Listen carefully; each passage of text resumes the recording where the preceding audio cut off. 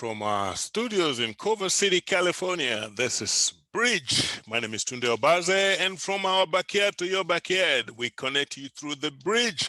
And today we bring you another hour of Med Hour with Dr. Stella. And Dr. Stella is joining us from her home in Tennessee, from coast to coast, Pacific to Atlantic. She covers it all, now extended globally. Dr. Stella, thank you for joining us again today. Thanks again for having me, and welcome to all our viewers around the world.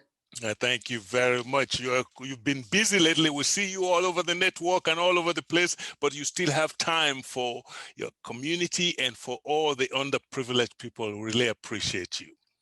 Thank you. We are at a time where there's a serious pandemic in the world.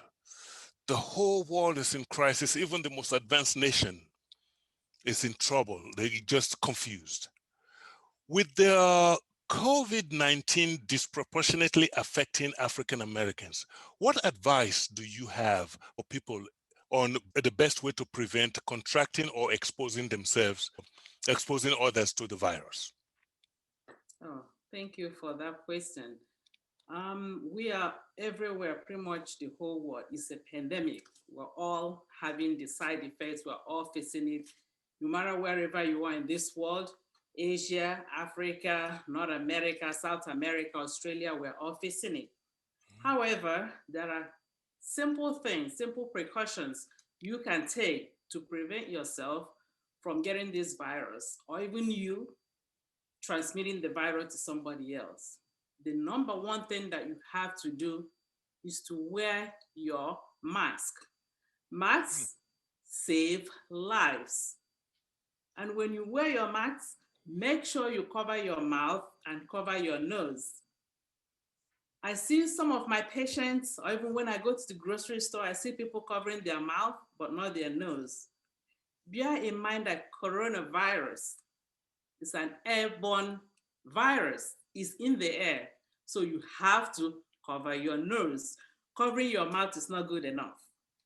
When you don't have access to a mask, that's fine. You can use a face covering just to cover up to prevent you from either getting the virus, or if you have it, giving it to somebody else. Exactly. That is exactly what you need to do, covering your mouth, just like you have yours on. Secondly, another thing you need to do is washing your hands.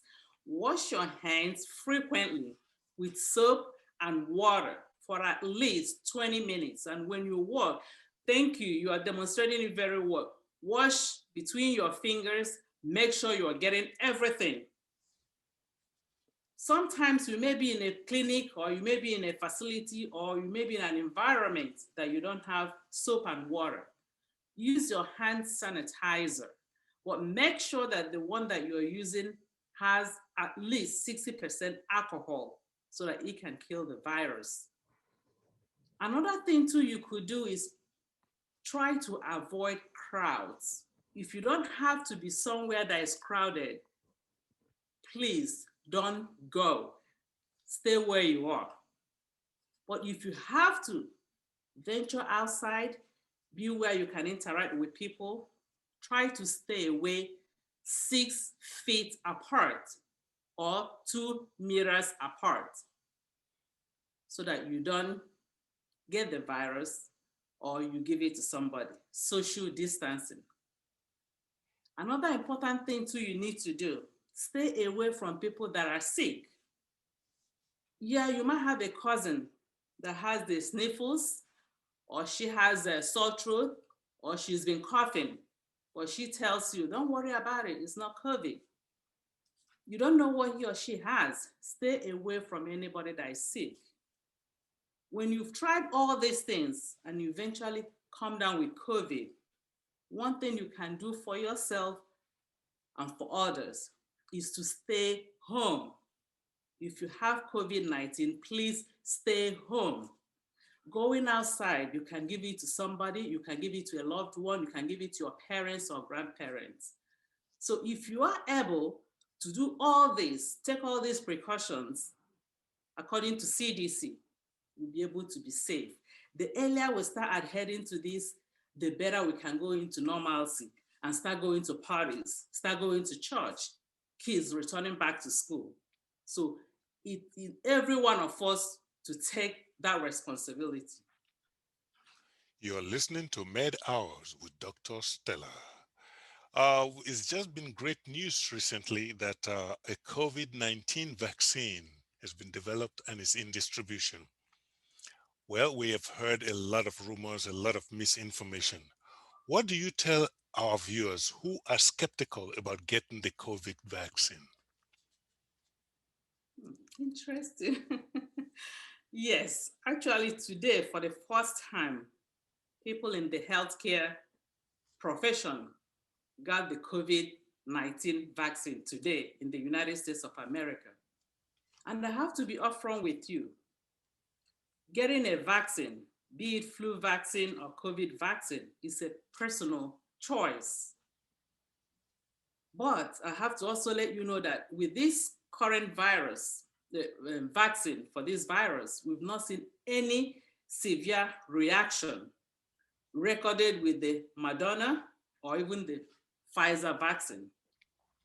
And also, COVID vaccine, interestingly, is about 95% effective in killing the virus. Think of it, yearly we all take our flu vaccine, which is about 70% in killing the influenza virus, but we take it yearly. Why not take this? Why can't we take this so that we can start getting this country or even the whole world to a better place? A place that we are used to, a place that we can go to school and see our friends. Yes, we will have Zoom, but at least we can go to school and interact with human beings. We cannot continue to be isolated because it does affect our mental health. So I'm encouraging all my viewers, wherever you are, please take this vaccine. It's very safe. We've not seen any severe adverse reaction from this vaccine. Take it so that you can protect yourself and you don't get this virus. While I consider myself very educated and one of those who are very skeptical about the vaccine, because in previous times, we know that a vaccine takes 2-3 years to develop, and this happened in a few months. I think that's something that's what led to some of the speculation. Many people are very worried about the speed in which the COVID-19 vaccine was produced. What are your thoughts about that those concerns? Is it a valid concern? Actually, it's a valid concern. I do agree with that, But I'm a scientist. I've been involved in clinical trials. I've been involved in pharmaceutical clinical trials before. So I know what it takes, and I know to produce or develop a vaccine, it does take years for it to be developed. But it's been decades from the last time we developed a vaccine. It's been many decades. And technology has improved. And the most important thing, because this is a pandemic that's been wreaking havoc in the United States and around the world, the United States poured in billions of dollars, a lot of dollars, to make sure that this vaccine is available at the time that it is. The fact that we're having it now doesn't mean that it's not safe, does not mean that it's not effective. It's that we've had improved technology over the years, and also we put in a lot of work, a lot of money to be able to get this vaccine today. Well, again, doctor, I trust you and I believe you and I will take the vaccine. But let me ask you, the next question I have, what are the side effects? Any side effect? That's also a good question. Or allergies or anything that will come later on? You know how they have this thing to say, you want to take medicine for depression, but you can't sleep, you can't drink, you can't pee, you can't do. After a while, the side effect is more than, so tell me, what are the concerns of the side effects? Are there any that you know of? None that we know of, but actually, like I said, we started the first one today here in the United States. I do know that with vaccines, when you have vaccines, you do have some reactions It could be the site of the injection site. You can have soreness. You can feel fatigue. You can feel weak. That usually leaves within 24 hours of getting the vaccine. It's expected. And also, I'm aware also that the Oxford vaccine that was done in the UK a couple of days ago, there are 2 nurses that had the vaccine, but they had some allergic reaction. They had some allergic reaction because they are known to have reactions to vaccine. So I'm telling my viewers, if you do have allergic reaction to vaccine, or you're allergic to food or any medicine, this is not the right time for you to take this vaccine. The reason being that when scientists, when they work on vaccines, they usually do it on people without these conditions. These vaccines were not tested on pregnant women, children age 16 and below, people with allergy. So since these people were not tested, so if you have any allergic reaction, please wait. There will come a time when your own vaccine will be here and you can take it. But also want also to let us know, just like anything, you can have this vaccine and also have allergic reaction, even if you've not taken it before. But most vaccines are safe. I'm very optimistic that nobody will have any adverse reaction. I trust in the government of the United States and what they're doing with this vaccine. I thank you. You're just the only one I'm going to trust. And I continue to tell our viewers to say, listen to Dr. Stella, Med Hour. That's where you get the information. But finally, you mentioned vaccines, and these are just recently. How many vaccines do we have now, and which vaccine should people take and why, if you have preference? Okay. As of today, at least we know about 4. The first one is the Oxford in the UK.